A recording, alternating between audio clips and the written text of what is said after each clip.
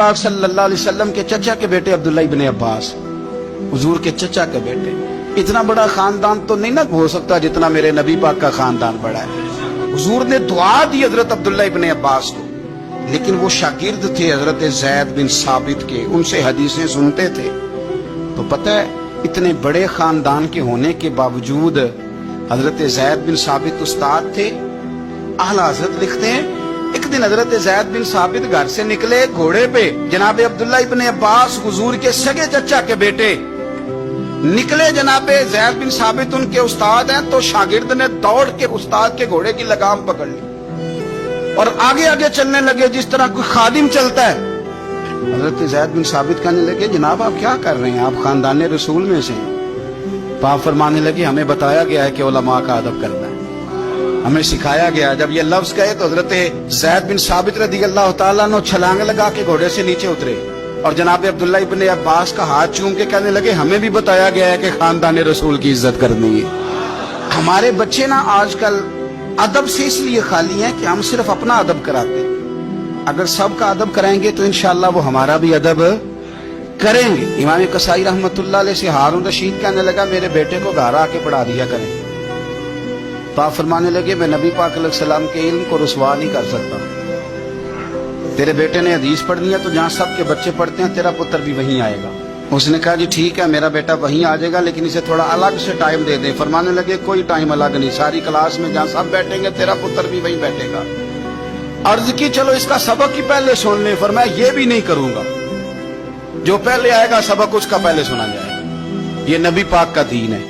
अब हारून रशीद क्या कहता है, बादशाह है, कहता है हुजूर मैं आपको आजमा ही रहा था कि मैं अपने बच्चे को कहीं कच्चे उस्ताद के पास तो नहीं दाखिल कराने लगा। इंशाल्लाह ये आएगा और खिदमत करेगा, आपकी आएगा। हारून रशीद गुजर रहा था और इमाम कसाई रहमतुल्लाह अलैह ना वुजू कर रहे थे। ये आला हजरत लिखते हैं सारी बातें, सारी उन्हीं की सुना रहा हूँ, उन्हीं के मतलब की कह रहा हूँ। जुबान मेरी है बात उनकी, उन्हीं की महफिल सवारता हूँ, चिराग मेरा है रात उनकी।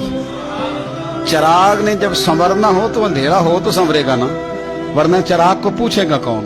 तो उन्हीं की महफिल संवारता हूँ, चिराग मेरा है पर रात, यानी मेरे चिराग को चमकने का माहौल उन्होंने ही अता किया। तो इमाम कसाई रहमतुल्लाह तआला अलैह वुजू कर रहे थे, हारून रशीद गुजर रहा है। हारून रशीद का बेटा शहजादा, सल्तनत का शहजादा, उस्ताद जी पैर धो रहे थे तो वो लोटे के साथ पानी डाल रहा था। हारून रशीद ने देखा तो गुस्से के साथ घोड़े से उतरा।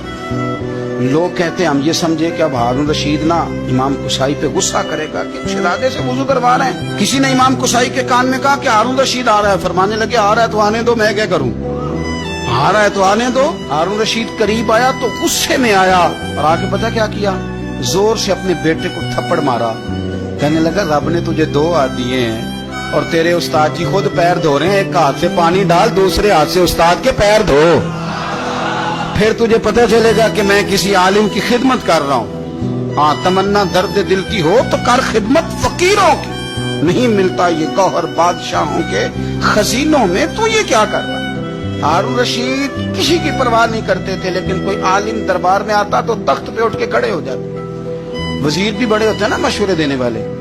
एक वजीर कहने लगा हुजूर इस तरह तो सल्तनत का रोब चला जाएगा। ये भी मेरे आला हजरत ने लिखा है, रोब चला जाएगा।